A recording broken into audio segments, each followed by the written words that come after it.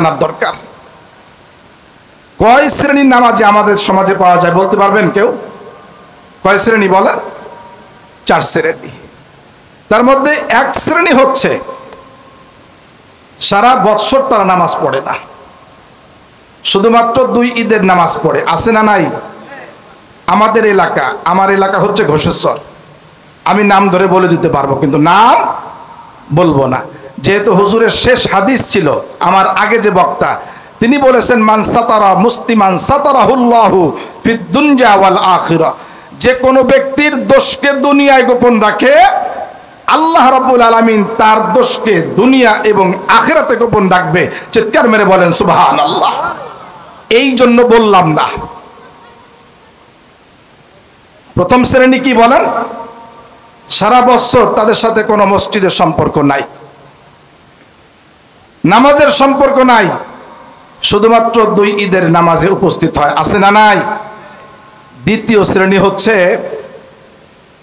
সারা বছর 11 মাস কোনো নামাজ পড়ে না, 11 মাস কোনো নামাজ পড়ে না, শুধুমাত্র রমজান মাসের নামাজ পড়ে। আছে না নাই? এ হচ্ছে দ্বিতীয় শ্রেণী। আর তৃতীয় শ্রেণী হচ্ছে সারা সপ্তাহ নামাজ পড়ে না, শুধুমাত্র জুম্মার নামাজ পড়ে। আছে না নাই? তৃতীয় শ্রেণী। আর চতুর্থ শ্রেণী হচ্ছে নামাজ পড়ে 3 ওয়াক্ত পড়ে, 2 ওয়াক্ত পড়ে না, 2 ওয়াক্ত পড়ে, 3 ওয়াক্ত পড়ে না, 4 ওয়াক্ত পড়ে, 1 ওয়াক্ত পড়ে না। আছে না নাই? বিশ্বনবী সাল্লাল্লাহু আলাইহি ওয়াসাল্লামের হাদিসকে সামনে রেখে বললাম এই 4 প্রকারের নামাজি হাসরের ময়দানে পাক্কা বেনামাজি বলে প্রমাণিত হবে। চিৎকার মেরে বলেন নাউজুবিল্লাহ। একটু এক্সাম্পল দেই। আমাদের সময় এসএসসি পরীক্ষা দিতে হয়েছে 10 সাবজেক্টের উপরে। কয় সাবজেক্ট বলেন? লিখতে হয়েছে 32, 34, 40 পৃষ্ঠা পর্যন্ত। 10 সাবজেক্টের পরীক্ষা দিয়ে আমাদের সময় এসএসসি পাস করতে হয়েছে। এখন মনে হয় 13 সাবজেক্ট পর্যন্ত গেছে। আচ্ছা বলুন তো দেখি, 10 সাবজেক্টের 9 সাবজেক্টে 80 আপ, গোল্ডেন মার্কস, কিন্তু বোর্ড থেকে 1 সাবজেক্টে ফেল আসছে। এখন আপনি কি পাস না ফেল? আরো জোরে বলেন। এটা কি বুঝে আসছে? বুঝে আসছে। আপনি কাবা শরীফ তওয়াফ করতেছেন, কয় চক্কর দিতে হবে? হ্যাঁ, 7 চক্কর। 1 চক্কর দেন নাই, 6টা দিয়েছেন। 1 চক্কর দেন নাই, 6 চক্কর দিয়েছেন। ওই 6 চক্কর থাকবে? বাদ হয়ে যাবে না? সাফা মারোয়া কতবার সাই করতে হয় বলেন? কতবার প্রদক্ষিণ করতে হয়? 7 বার। কেউ যদি ইচ্ছাকৃতভাবে একবার সাহি না করে, প্রদক্ষিণ না করে, তার 6 চক্কর থাকবে? থাকবে না। আল্লাহ তাআলা দৈনন্দিন নামাজ দিয়েছেন কত ওয়াক্ত বলেন?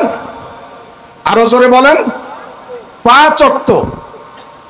কেউ যদি ইচ্ছাকৃতভাবে 2 ওয়াক্ত বা 3 ওয়াক্ত বা 1 ওয়াক্ত ছেড়ে দেয়, ওই দিনের 1 ওয়াক্ত আপনার আমল নামায় থাকবে না। বলে সুবহানাল্লাহ, সুবহানাল্লাহ। হ্যাঁ, নাউজুবিল্লাহ,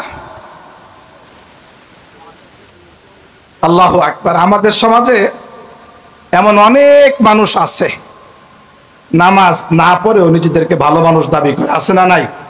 আরো জোরে বলেন। আছে। আপনাদের কাছে কি মনে হয় নামাজ না পড়ে সে ভালো মানুষ? এবার দেখি আল্লাহ তাআলা কি বলেন। আল্লাহ তাআলা বলেন ফাখলাফা মিন বাদিহিম খালফুন, ভালো মানুষদের পরে আসবে একটি অপদার্থ দল। কে বলতেছেন? হ্যাঁ, আল্লাহ তাআলা বলতেছেন ফাখলাফা মিন বাদিহিম খালফুন, ভালো মানুষদের পরে আসবে একটি অপদার্থ দল। কেন অপদার্থ? আল্লাহ তাআলা বলছেন আদাউস সালাহ, তারা নামাজকে নষ্ট করবে। নামাজ পড়বে না সেটা বলেন নাই, নামাজকে নষ্ট করবে। নামাজ নষ্টের তাফসীর দেখতে গিয়ে দেখলাম যে নামাজ নষ্টটা কি, যে অক্ত মতন নামাজ পড়বে না। 1 নম্বর কি বলেন? নামাজ পড়বে। এই সমস্যাটা আমার দেশের মা বোনদের বেশি।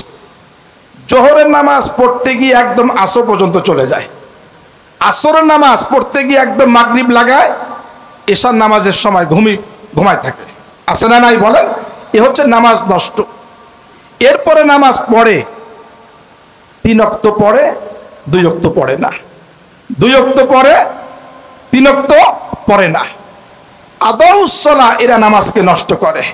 কেন নামাজকে নষ্ট করে? আল্লাহ তাআলা বলছেন ওয়াত্তাবাউস শাহাওয়াত, এরা আল্লাহর গোলামি করে না। কার বলেন? এরা আল্লাহর গোলামি করে না, এরা গোলামি করে নফসের খায়াসাতের গোলামি করে। মন চাইছে নামাজ পড়লাম, মন চাইলো না নামাজ পড়লাম না, ওয়াত্তাবাউস শাহাওয়াত। এই যে নামাজকে নষ্ট করলো, নামাজ পড়লো না, কোন আব্বা আম্মা, কোন সমাজের মানুষ বা রাষ্ট্রশক্তি এদের বিচারের আওতায় আনুক চাই না আনুক, কিন্তু আল্লাহর হাত থেকে, শাস্তি থেকে কি পাবে না বলেন? রেহাই পাবে না। এদের শাস্তি সংক্রান্ত ব্যাপারে আল্লাহ রাব্বুল আলামিন বলেন ফাসাউফা ইয়ালকাউনা গাইয়া, এদেরকে গয় নামক জাহান্নামে নিক্ষেপ করবে। বলেন নাউজুবিল্লাহ। এখন এই গয়টা কি? গয় তাফসীর করতে গিয়ে ইবনে আব্বাস রাদিয়াল্লাহু তাআলা বলেছেন গয় হচ্ছে জাহান্নামের একটি গর্ত। গয় কি বলেন? গয় হচ্ছে জাহান্নামের একটি গর্ত। জাহান্নাম কয়টা বলেন? জাহান্নাম কয়টা? 8টা জাহান্নাম। 8টা জাহান্নামের মধ্যে যেই পরিমাণ শাস্তি থাকবে, সমস্ত শাস্তিকে একত্রিত করে আল্লাহ রাব্বুল আলামিন গয় নামক গর্তের ভিতরে রাখবেন।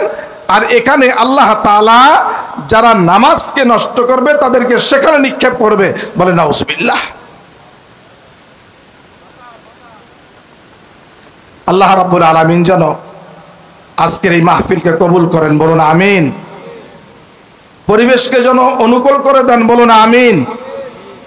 আমাদের কাছে যেটা সহজ, আমাদের কাছে যেটা কঠিন, আল্লাহর কাছে সেটা কি বলেন? সহজ। আমাদের সমাজে এক শ্রেণীর মানুষ আছে, নামাজ না পড়েই ফাঁকফুকর দিয়ে জান্নাতে যেতে চায়। আছে না নাই বলেন? নামাজ পড়ে না, তারা বলে আল্লাহ যদি জান্নাতে নেয় নিতেও পারে। আছে না নাই? এই শ্রেণী বেশি। আল্লাহ তাআলা সূরা কলামের 42 নম্বর আয়াতের ভিতরে ঠিক এদের কথাই বলছেন সরাসরি। হাসরের ময়দানে ফেরেশতারা একটা দলকে টানতে টানতে জান্নাতের দিকে নিয়ে যাবে। কোথায় বলেন? আরো জোরে বলেন। ফেরেশতারা একটা দলকে ধাওয়াতে ধাওয়াতে, টানতে টানতে জান্নাতের দিকে নিয়ে যাবে। আর একটা দল তারা পাশে দাঁড়িয়ে তাদের হাত কামড়াবে, তাদের ঠোঁট কামড়াবে, তাদের গোশতগুলো কামড়িয়ে রক্তাক্ত করে ফেলবে আর বলবে আল্লাহ এই মানুষগুলোকে জান্নাতে নিয়ে যাচ্ছে ফেরেশতারা টানতে টানতে। এদের মধ্যে কেউ আমার ভাই, কেউ আমার বোন, কেউ আমার চাচা, কেউ আমার ফুফা, কেউ আমার বন্ধু। মালিক এদেরকে জান্নাতের দিকে নিয়ে যাচ্ছে, আর আমাদের জন্য কেন জাহান্নাম বরাদ্দ? ফেরেশতারা বলবেন ও আল্লাহর বান্দারা, তোমরাও কি জান্নাতে যেতে চাও? তারা বলবে ক্বালু নাম, হ্যাঁ আমরাও জান্নাতে যেতে চাই। ফেরেশতারা তখন বলবে তোমরা যদি জান্নাতে যেতে চাও তোমাদেরকে নামাজ পড়ে দেখাতে হবে। কি পড়ে দেখাতে হবে বলেন? কমপক্ষে 2 রাকাত নামাজ পড়ে তোমাদেরকে দেখাতে হবে, কারণ জান্নাতের মধ্যে কোনো বেনামাজিদের স্থান হবে না। আল্লাহ রাব্বুল আলামিন বলেন সেই হাসরের ময়দানে আল্লাহ রাব্বুল আলামিন ইয়াউমা ইউকশাফু আন সাক, সাক বলা হয় হাঁটুর নিচে আর পায়ের যে গিরা, গিরার উপরের যেই অংশটুকু, এই অংশকে বলা হয় সাক। কি বলা হয় বলেন? সাক। যারা দুনিয়াতে বেনামাজি ছিল আল্লাহ রাব্বুল আলামিন তারাও তো জান্নাতে যেতে চাইবে, কিন্তু জান্নাতে কোনো বেনামাজিদের স্থান হবে না। আল্লাহ তাআলা এই যে পায়ের গোসা খুলে দেবেন হাসরের ময়দানে, কাদের সামনে বলেন? বেনামাজিদের সামনে। একটু বাড়ায় দে। এই সাক খুলে দিয়ে বলবেন ওয়ায়ুদআউনা ইলা সুজুদ, বেনামাজিদেরকে আহ্বান করবেন আল্লাহ, এই যে পায়ের গোসা খুলে দিয়েছি, এখানে বেশি লাগবে না, মাত্র 2 রাকাত নামাজ পড়ে আমাকে দেখাও। 2 রাকাত নামাজ পড়ে যদি দেখাতে পারো তোমরাও জান্নাতে যাবে। বলেন সুবহানাল্লাহ। এবার বেনামাজিরা খুশি হয়ে যাবে, খুশি হয়ে তারা দাঁড়িয়ে যাবে।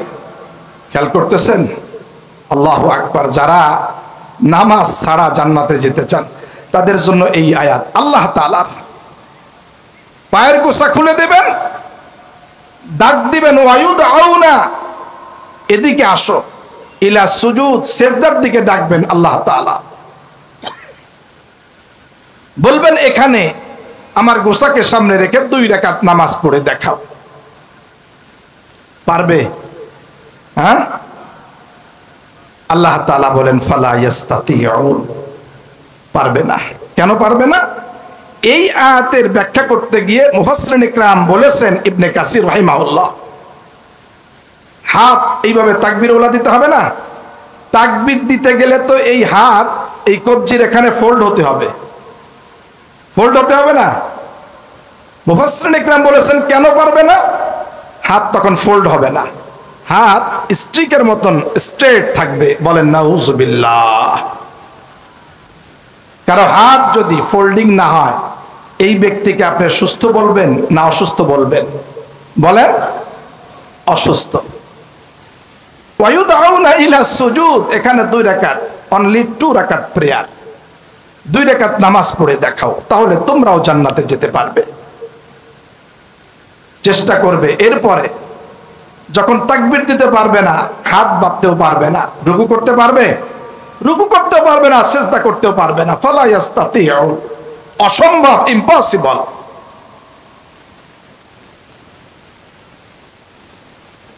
যখন পারবে না, আল্লাহ রাব্বুল আলামিন বলেন খাশিআতান আবসারুহুম তারহাকুহুম দিল্লাহ, গোটা হাসরবাসীর সামনে তার মাথার উপরে লাঞ্ছনা, অপমান তার ঘাড়ের উপরে চেপে বসবে। বলেন নাউজুবিল্লাহ।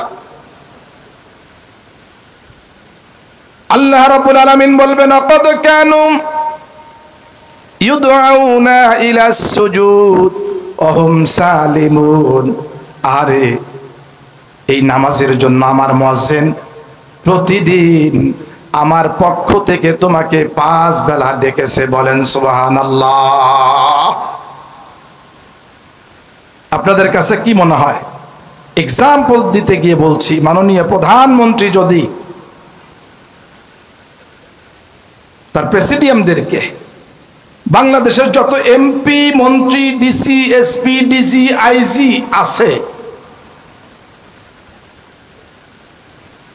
যদি কোনো মন্ত্রীর মাধ্যমে যদি খবর পাঠায় কালকেই আসতে হবে সংসদ ভবনে বা গণভবনে, তিনি সরাসরি কাউকে বলেন নাই, কারো মাধ্যমে তিনি বলিয়েছেন। আচ্ছা, কারো মাধ্যমে যে বলিয়েছেন, এই কলটা কার? তার কল না মাননীয় প্রধানমন্ত্রীর কল? আরো জোরে বলেন। এই যে আল্লাহ তাআলা 5 টাইমস প্রতিদিন 5 বেলা এই মিনার থেকে যে আজান দেয়, আল্লাহু আকবার, হাইয়া আলাস সালাহ, হাইয়া আলাল ফালাহ, এই ডাকটা কি মুয়াজ্জিনের ডাক না মালিকের ডাক? চিৎকার মেরে বলেন। আচ্ছা, মাননীয় প্রধানমন্ত্রী কল করেছে, কোন এমপির বাবার ক্ষমতা আছে সে না গিয়ে বসে থাকবে তার জেলায়?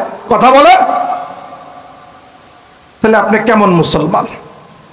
মাননীয় প্রধানমন্ত্রীর ডাকে যদি আপনি পাগলের মতো ছুটতে পারেন, কিন্তু আপনার মালিক, মাননীয় প্রধানমন্ত্রীর মালিক, সমস্ত মাখলুকের মালিক আপনাকে ডাক দেয় প্রতিদিন 5 বার, আপনি তার ডাকে সাড়া দিয়ে মসজিদে গিয়ে সিজদা করেন না, তারপরে দাবি করেন যে আপনি মুসলমান।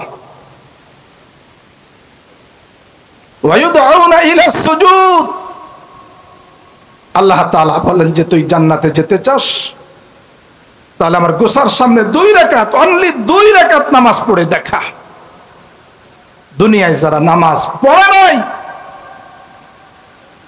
আল্লাহ তাআলা বলেন যে ফালা ইস্তাতিউন, সেদিন তারা নামাজ পড়ে দেখাতে পারবে না।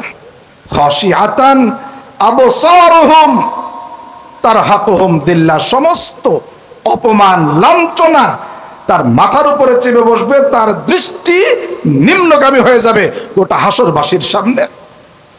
আল্লাহ তাআলা বলবেন ক্বাদ কানু ইউদআউনা ইলা সুজুদ, আহারে আজকের এই দিনে যাতে করে তুই অপমানিত না হোস, লাঞ্ছিত না হোস, সেজন্য প্রতিদিন আমার পক্ষ থেকে মুয়াজ্জিন 5 টাইমস 5 বার তোকে নামাজের জন্য আহ্বান করেছিল, কল করেছিল। অহম সালিমুন, তখন তুই সুস্থ ছিলি, তোর হাত ফোল্ড হতো, তুই ইচ্ছা করলে তাকবীর দিতে পারতি, তোর হাত ফোল্ড ছিল, তুই ইচ্ছা করলে তুই রুকু করতে পারতি, তোর কোমর ফোল্ড হতো, তুই ইচ্ছা করলে আমাকে সিজদা করতে পারতি, করিস নাই, তখন তুই সুস্থ ছিলি। বলেন সুবহানাল্লাহ। নামাজ, আল্লাহু আকবার। মানুষ কেন নামাজ পড়ে না? আপনাদের কাছে একটা প্রশ্ন,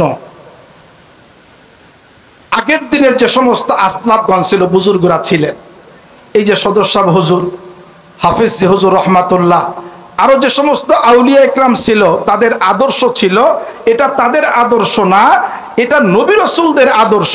সেই আদর্শ তারা ফলো করে তারাও বড় হয়ে গিয়েছিল। সেই আদর্শ কি শুনবেন? সেই আদর্শ হচ্ছে তারা দিন পার করার পরে রাতে যখন ঘুমোতে যেতেন তখন তারা শুয়ে শুয়ে চিন্তা করতেন, সারা দিনে কি কি কর্মগুলো আমি করেছি, কি কি অন্যায়গুলো আমি করেছি, কি কি কবিরাগুলো আমি করেছি। একে বলে আত্মসমালোচনা, মুহাসাবা। যে সমস্ত গুনাহগুলো হতো তাদের মাইন্ডে ধরা পড়তো, সাথে সাথে তারা তাওবা করতেন। ঘুমের আগে কি করতেন বলেন? তারা তাওবা করে তারপরে ঘুমোতেন। বুকে হাত দিয়ে বলেন তো, আমরা কি প্রতিদিন এরকম নিজেদের জীবনের আত্মসমালোচনা ঘুমানোর আগে করি? হ্যাঁ, তাওবা করি বলেন? এখানে এমন মানুষও আছে, আমি সহ, 1 মাস 2 মাস 6 মাস হয়ে যায়, আমরা বিনয় নম্রতার সহিত তাওবা করি না। আমাদের গুনাহের জন্য আমরা কি করি না বলেন? তাওবা করি না। কিন্তু আপনারা কি জানেন, ফরজ নামাজের মধ্য দিয়ে তাওবা হয়ে যায়, কবিরা গুনাহ মাফ হয়ে যায়? জানেন আপনারা? জানেন না। সূরা হুদের 114 নম্বর আয়াতের তাফসীর পড়তে গিয়ে দেখলাম, খুব ইম্পর্টেন্ট আয়াত, খেয়াল করতেছেন? আকিমিস সালাতা তারাফা ইন-নাহার।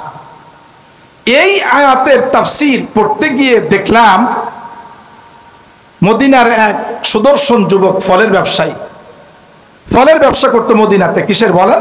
ফলের ব্যবসা করতো।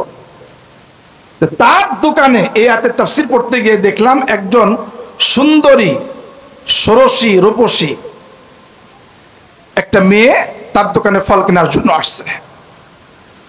মেয়ের সৌন্দর্যের পর্ষা দেখে যুবকের অন্তরে শয়তান কুমন্ত্রণা ধোঁকা দিয়েছে, বুঝতেছেন? যুবক তাকে অফার করছে, এর চাইতে ভালো ফলের দরকার? পালো নাম ইয়া শাবাব, হ্যাঁ, এর চাইতে আরো ভালো ফলের দরকার। যুবক তখন বলছে, ভিতরে আসো, এর থেকে ভালো ফল আছে। বলেন নাউজুবিল্লাহ। এমন ধোঁকা আমাদেরকে শয়তান দেয় কি দেয় না বলেন?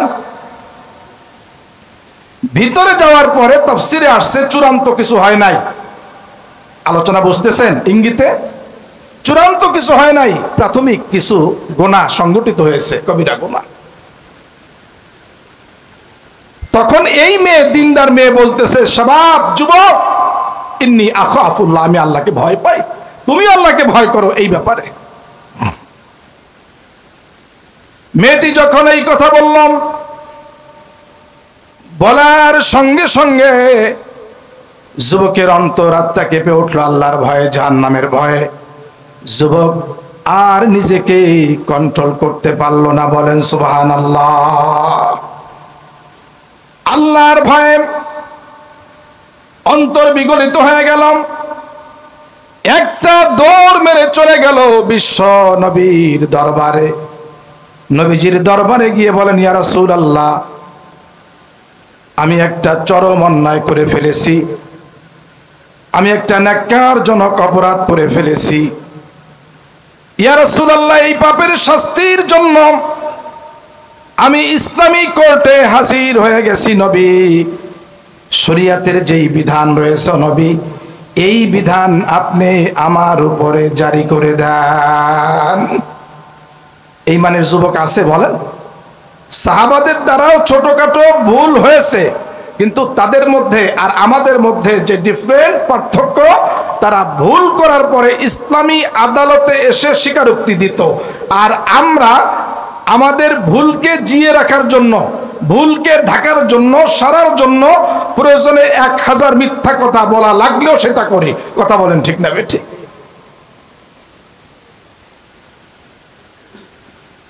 যুবক আল্লাহ রসুলকে বলেন, ইয়া রাসূলুল্লাহ, আমি যে পাপ করেছি, পাপের প্রায়শ্চিত্তের জন্য শরীয়তের বিধানের সামনে ও নবী আত্মসমর্পণ করেছি, আত্মসমর্পিত হয়ে গেছি।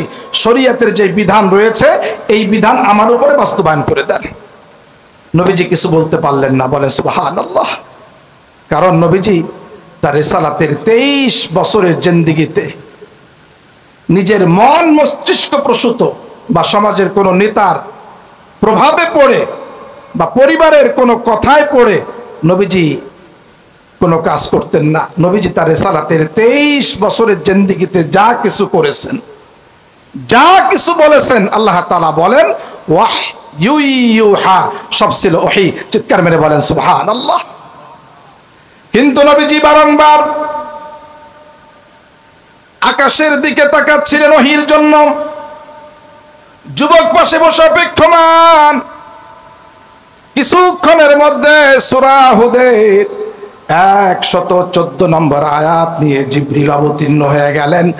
জোরে সোরে বলা যাবে কি সুবহানাল্লাহ? জিবরিল বলেন, ইয়া রাসূলুল্লাহ, যেই যুবক তার পাপের প্রায়শ্চিত্তের জন্য শরীয়তের বিধানের সামনে আত্মসমর্পণ করেছে, ইয়া রাসূলুল্লাহ, সেই যুবককে আপনি নিরাশ করে ফিরিয়ে দিবেন না। যুবককে বলে দেন, আকিমিস সালাতা তরফাইন নাহার। যুবক যেন দিনের 2 প্রান্ত ভাগে সালাত আদায় করে। এক প্রান্তে ফজর জোহর, আর এক প্রান্তে আসর মাগরিব, ওয়াজুলাফা মিনাল লাইল। আর যুবক যেন রাতের প্রথম অংশে ইশার নামাজ আদায় করে নেয়। এই 5 ওয়াক্ত নামাজ যদি যুবক আদায় করে নেয়, যুবকের আজকের এই গুনাহ না, তামাম জিন্দেগির গুনাহকে আরশের মালিক ক্ষমা করে দিবেন। নামাজ, সুবহানাল্লাহ।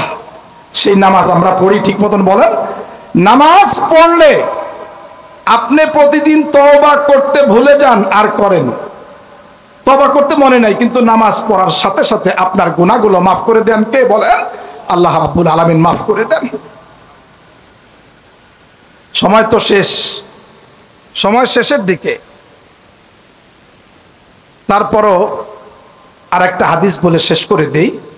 সেটি হচ্ছে, আজকে আমরা নামাজ যারা পড়ছি, নামাজ পড়ার পরও আমরা গুনাহ থেকে বাঁচতে পারছি না। কথা বলেন, গুনাহ থেকে। নামাজও পড়ি, মিথ্যা কথাও বলি। নামাজও পড়ি, ওজনে কম দেই, খাদ্যে ভেজাল দেই। আছে না নাই? নামাজ পড়ি, সুদ খাই, ঘুষ খাই। নামাজ পড়ি, অন্যের জমিন অন্যায়ভাবে দখল করে খাই। আছে না নাই? অথচ আল্লাহ তাআলা বলেছেন, ইন্নাস সালাতা তানহা আনিল ফাহশাই ওয়াল মুনকার। আল্লাহ বলেছেন, নিশ্চয়ই নামাজ মানুষকে অশ্লীল কাজ থেকে, গুনাহ থেকে বাঁচিয়ে রাখে। আল্লাহ বলেন নামাজ গুনাহ থেকে বাঁচিয়ে রাখে, কিন্তু আমরা নামাজও পড়ছি, গুনাহও করছি। এখন কোনটা সত্য হবে বলেন? আল্লাহ বলেন, ওমান আসদাকু মিনাল্লাহি কিলা। আল্লাহর কথার থেকে সত্য কথা আর কার হতে পারে? বলেন সুবহানাল্লাহ। নামাজও পড়ি গুনাহ করি, এর কারণ কি?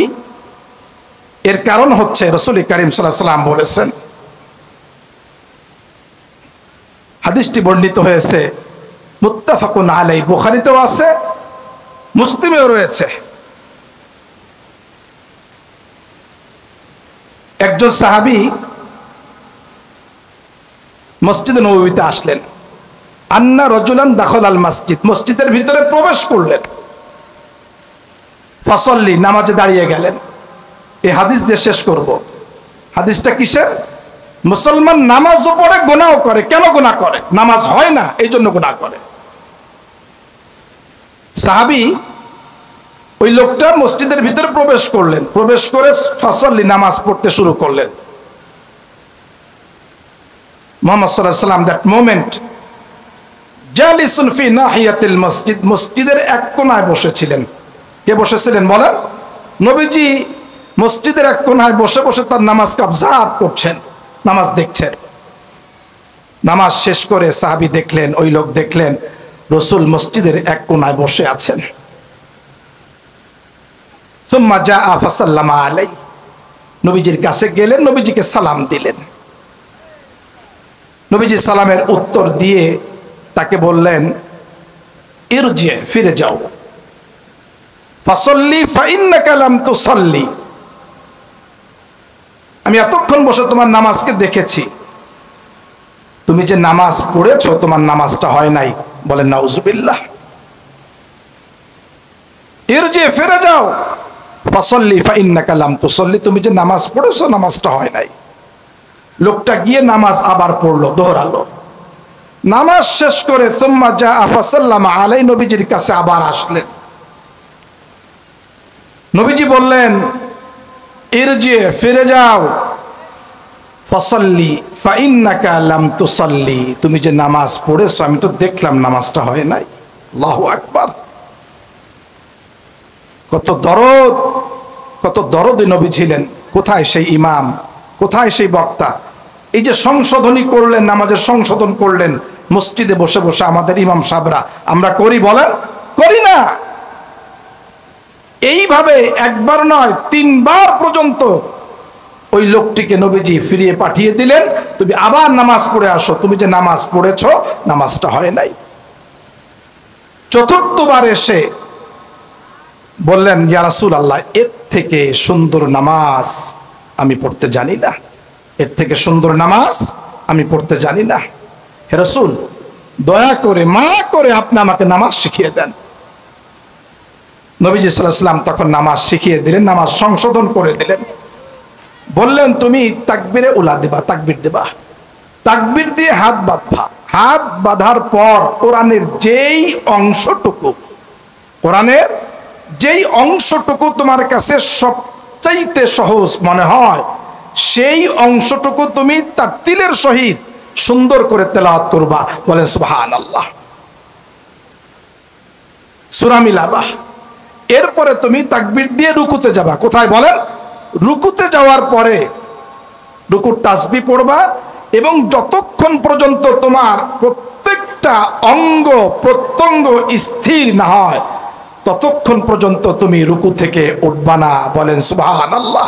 দ্যাট মিন তাড়াহুড়ো করবা না। তোমার প্রত্যেকটা অঙ্গ প্রত্যঙ্গ যখন রুকুর মধ্যে স্থির হয়ে যাবে এরপর তুমি আল্লাহু আকবার বলে দাঁড়াবে। দাঁড়িয়ে একটু বলে রাখি, সেই যে সোনালী যুগের মুসলমান তারা একটা দোয়া পড়তো। রুকুর থেকে দাঁড়িয়ে সেজদা যাওয়ার আগে একটি দোয়া পড়তো। এই দোয়াটা এখনো মক্কা এবং মদিনার আমলের ভিতরে আছে। কি দোয়া জানেন? আমরা তো রুকুর থেকে উঠে দেরি করি না, তাড়াহুড়ো করে সেজদায় চলে যাই। কথা বলেন ঠিক না ঠিক? নবীজি সাল্লাল্লাহু আলাইহি ওয়াসাল্লাম সামি আল্লাহু লিমান হামিদা বলতেন রব্বানা লাকাল হামদ, রবের প্রশংসা করছি, হামদান কাসীরা, খুব বেশি প্রশংসা করছি, তয়্যিবান, আল্লাহ তোমার পবিত্রতা ঘোষণা করছি, মুবারাকান ফি, আমার এই 50, 60, 70 বছরের জিন্দেগির মধ্যে তুমি বরকত ঢেলে দাও। চিৎকার মেরে বলেন সুবহানাল্লাহ। নামাজটাই হচ্ছে গোটা নামাজটাই হচ্ছে মোনাজাত, বলেন সুবহানাল্লাহ। এই